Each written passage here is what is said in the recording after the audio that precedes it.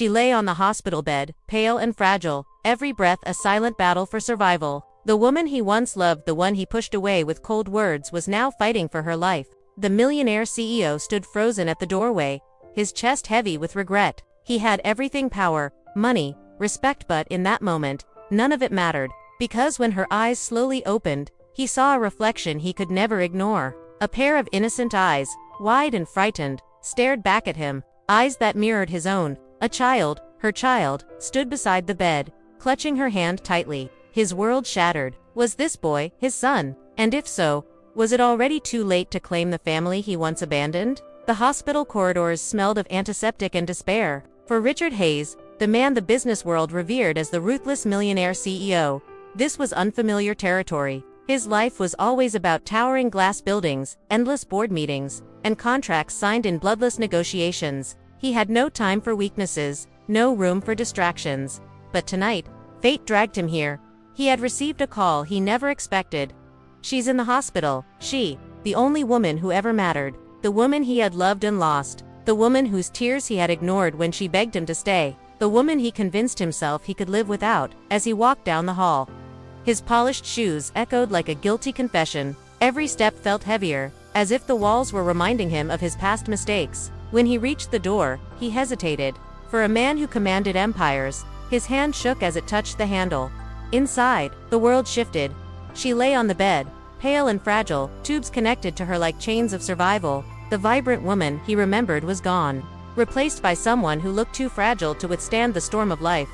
But what froze him wasn't her condition, it was the child standing beside her. A boy, no more than 5 or 6, clutched her hand with small fingers trembling in fear. His big eyes, wet with tears, looked up, and Richard felt his chest cave in, because those eyes were his, the same storm-gray eyes that stared back at him in the mirror every morning. Richard's throat tightened. "No, it can't be," he whispered.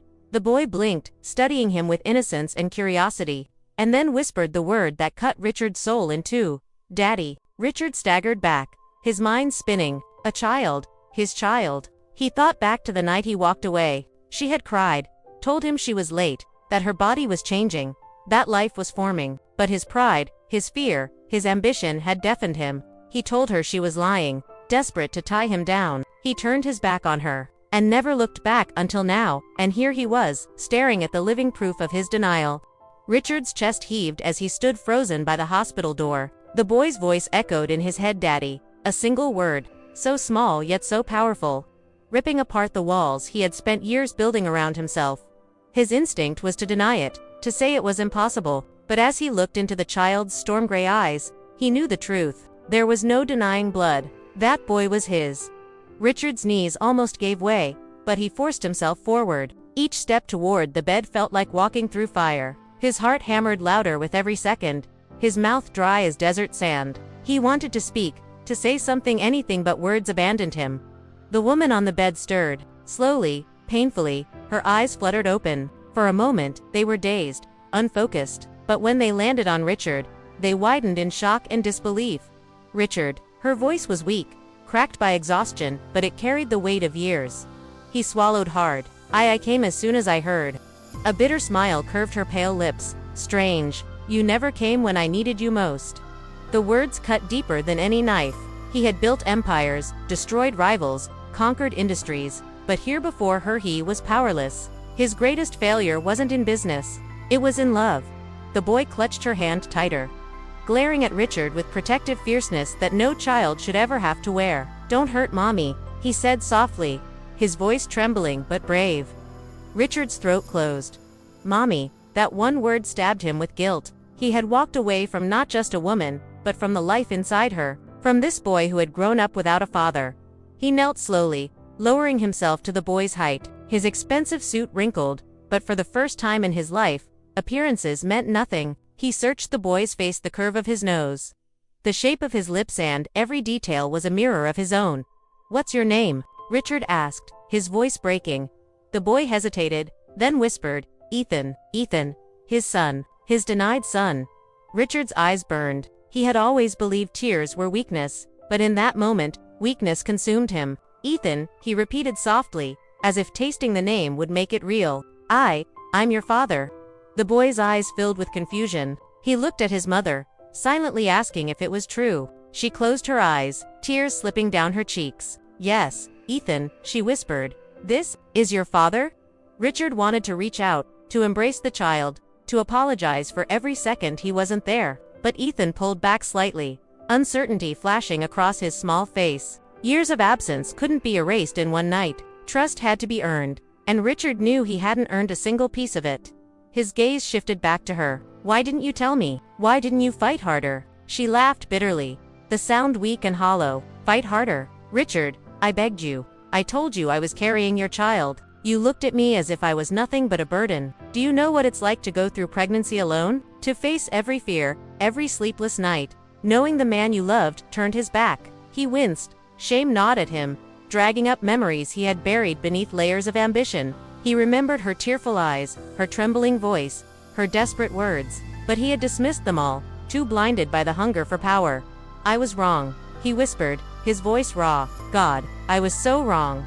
Her eyes softened, but only slightly. Pain and resentment still lingered in their depths. "Apologies don't change the past. Richard, you weren't there for me. You weren't there for him." He wanted to argue, to beg, to promise he could change everything, but before he could speak, a nurse entered the room. "Sir, ma'am, I need to check her vitals." Richard stepped back, his hands trembling. He stood by the wall, watching as the nurse adjusted machines, listening to the steady beeping that tethered her fragile body to life. Ethan clung to his mother's side, his small body a shield against the world. For the first time in his life, Richard felt powerless. Money couldn't buy back years. Power couldn't erase scars. Influence couldn't heal the wound he had carved into their lives. But as he looked at them, at the woman he once loved, at the boy who carried his blood, he knew one thing. He would not walk away again, no matter how much it cost him. No matter how hard he had to fight, he would prove himself. He would earn their forgiveness, their trust, their love. Because this time, losing them wasn't an option. Richard didn't leave the hospital that night. He couldn't. Every part of him wanted to run, to escape the guilt clawing at his chest. But something stronger anchored him. There, Ethan's little voice, calling her mommy, and the bitter truth that he had missed years of it. He stayed in the chair beside her bed, restless, silent, his mind replaying their past like a punishment reel.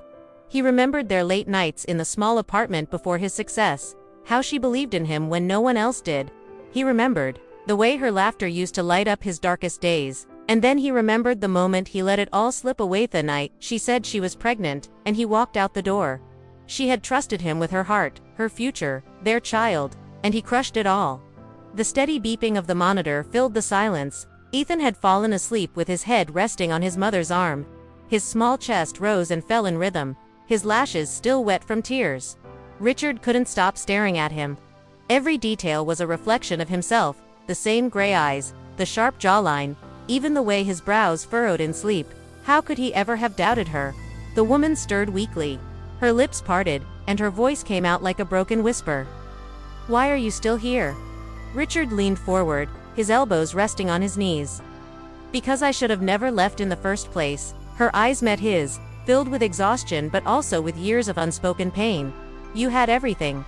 The world, success, wealth, and I was just a shadow you pushed aside." He shook his head, his voice raw. "You were never a shadow. You were the only light I ever had. I was just too blind to see it." Her gaze hardened, though tears glimmered. "Do you know what it's like, Richard? To walk into every doctor's appointment alone? To hear the heartbeat of a child you're both supposed to cherish, but realize you're the only one there to listen? Do you know what it's like to go through labor with no hand to hold? No one to whisper that everything will be okay? I carried your child.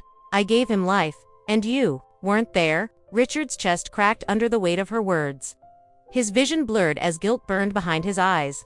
For years, he thought himself invincible.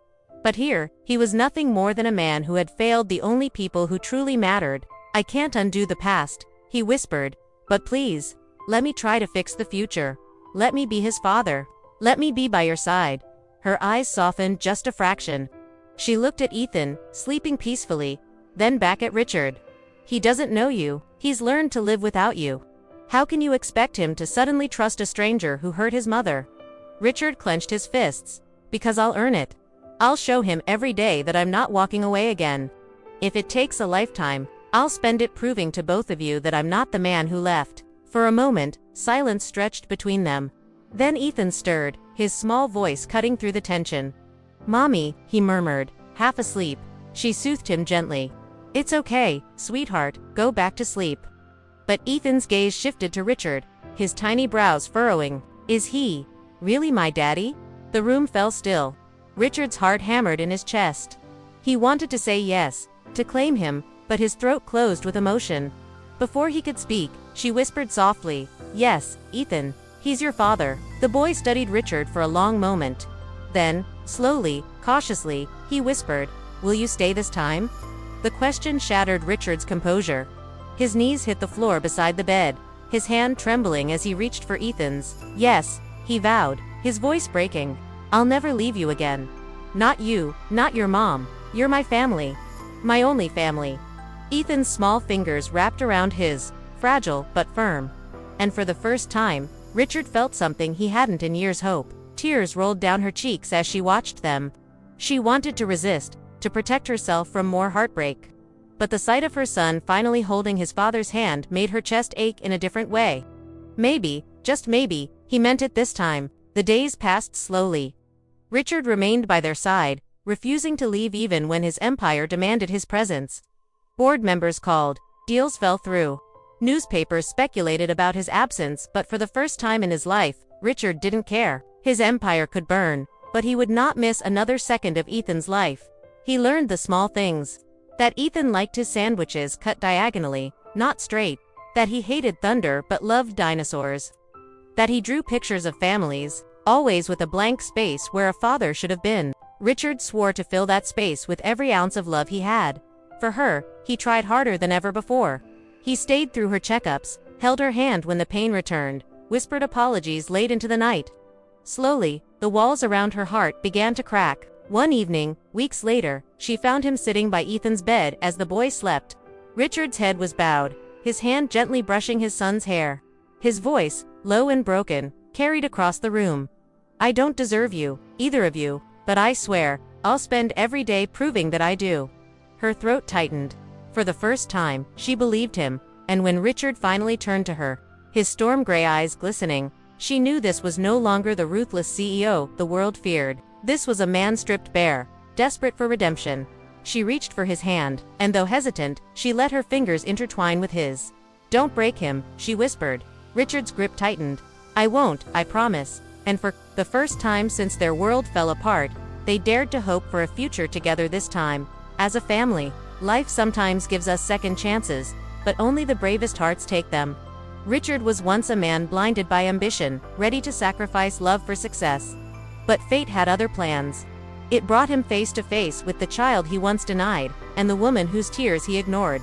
And in that moment, he learned the hardest truth: empires can crumble, but family is everything. If this story touched your heart, don't forget to like this video.